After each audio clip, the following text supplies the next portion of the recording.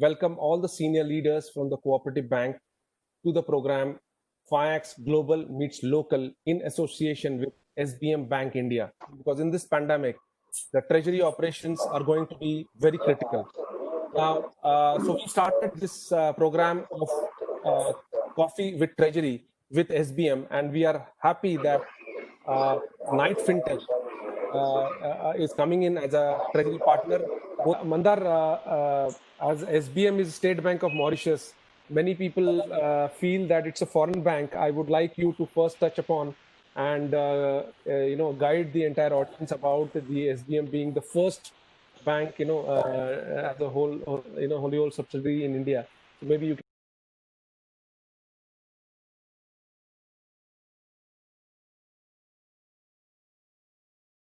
In SBM Bank, in a branch operation mode, is present in India last 25-30 years, right from 1994. We are there. So at that point of time, till December 2018, the bank was functioning as any overseas branch of the foreign bank. So basically, there were three branches which were basically acting as a conduit, a representative State Bank of Mauritius. Let me tell you something first about the State Bank of Mauritius Group. So State Bank of Mauritius Group, one of the prime group in Mauritius. The government of Mauritius holds more than 65% in the State Bank of Mauritius Group. So more or less, this particular group is like SBI in Mauritius. So the prime ownership is from government. The government is having significant ownership, and that brings in certain amount of safety and credibility to the group. Earlier, there was only one flagship banking entity, State Bank of Mauritius, and it has got branches in India. Now we were the first one to apply and convince RBI that to go into a wholly owned subsidiary model. Wholly owned subsidiary model is nothing but the foreign entity becomes a pseudo Indian entity, an Indian entity. आपको wholly owned subsidiary जब बनती है तब you are governed by the local regulator. So we were the first one which were given the license to become the wholly owned subsidiary, and subsequent to it the license was given to a DBS. So abhi from December 2018 we are like any other private sector bank which are basically given a universal license by Reserve Bank of India. We are monitored by Reserve Bank of India, and we enjoy all the facilities and priority sector, all the other requirements which are imposed by the local regulator. So now in this particular case, SBM Bank India Limited, our earlier origin has become a sister concern for us.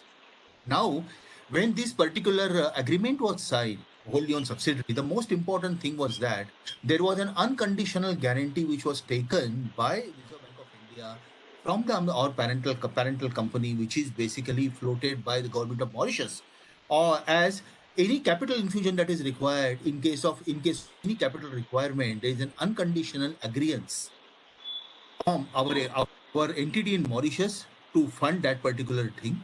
So that is the backbone on which we were allowed. It was a basis for regulator as well as the bank as a whole. So we were the first one who were tick marked by the regulator to become the wholly owned subsidiary.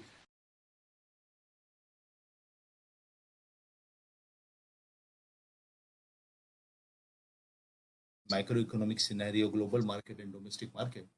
So probably what I would like to do is that I will give you the flavor of the recent development that have happened in last 1 month, in the month of August, and what are the implications and what is that we need to learn from these particular events, and how we need to compose ourselves going ahead, because going ahead there is going to be a lot of volatilities in the market due to inherent nature of the way the economy is functioning. So I will briefly touch upon that. I will supplement my thought on SLR market as well as non-SLR market, the spread movement, how to. I will also touch upon the recent development and implication of the yield curve, non-parallel movement that has happened in the yield curve, and other related. So, would you like to talk about Kushal, about how all the treasury experts on the panel here would benefit from a software, like What do you think? What are the value adds a software can typically do to better manage the treasury function? Sure. So in a short, the technology can play a role in every single segment for bank, right from you can talk about regulatory management, managing the risk. If we have taken care of the regulators, if we have taken care of the risk, then we can talk about making the money, and that's where like how the technology can play a role in making money on both SLR and non-SLR. Yeah.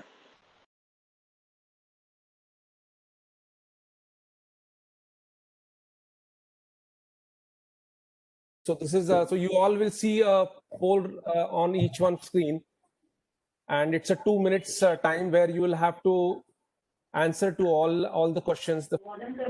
So basis your response, Mr. Mandar and Mr. Kushal would be able to guide us on how exactly what are their views.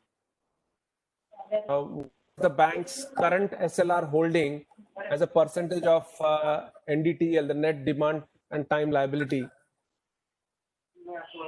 I think, see, the systemic SLR holding currently is about 20 to 32%. So I think most of the respondent that more we are seeing about 13% respondent giving it more than 30%. I'm sure we have the statutory SLR requirement of 18% of your NDTL. HTM limit you can go up to 19.5%. So one thing is logical that probably up to 19.5% everybody might be having that, because people are usually nearly full about on their HTM. So currently what I see is that most of the around 28% of the participants are having the SLR holding 30% of less. That is going to be a more or less the case, wherein probably you are looking at SLR as the last recourse to stay invested, where you have got other avenues to do so. But let me tell you one thing. Having said this, that SLR gives you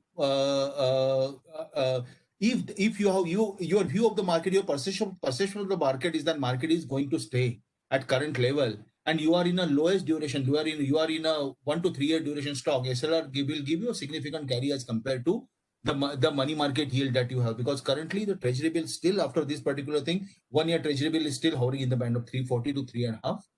So the second question is that, do you think GSEC market has become too volatile? 40% is saying yes. Yes, you are absolutely right. We are going to see a huge amount of volatility because of various factors. One is that why the volatility comes. One is the most important factor for this particular volatility is. Kushal, would you like to add here some views of yours? Sure. So, see, if you look at the market currently, right? So, let's look at where I think Mandar just discussed, right, about the headline inflation, the CPI number, which was at 6.93, and we look at the benchmark numbers, right? So, obviously, now there are lots of concerns about the inflation, and you look at what is the real interest rate. So the benchmark yield versus the inflation, right? So now we are again on the negative interest rate, and how long this can stay, right? Because the people would have the pressure. The securities will see the kind of a selling pressure if we are on the negative interest rate regime, right? So either inflation has to come down significantly from 6.9% to 6.2, 6.3%. Then we could say that okay, the current rates are fine. We could stay the 5.9 kind of a levels, or either the yields have to go up so that this bridge comes down, right? So I think that's what most of the participants and most of the knowledgeable bankers are also saying, that they are seeing the March 21 something around 625 for benchmark yields, right?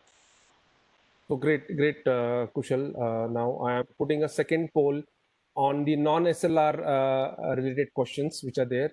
Question, Mandar, is about what is your bank's current non-SLR holding as a percentage of NDTL?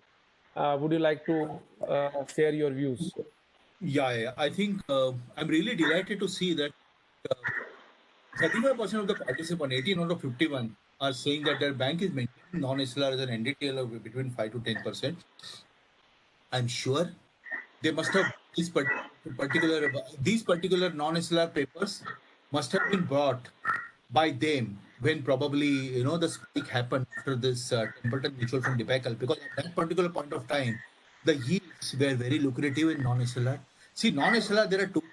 One is that what are the other ancillary use that your non-SLR can put to, whether they are LCR compared.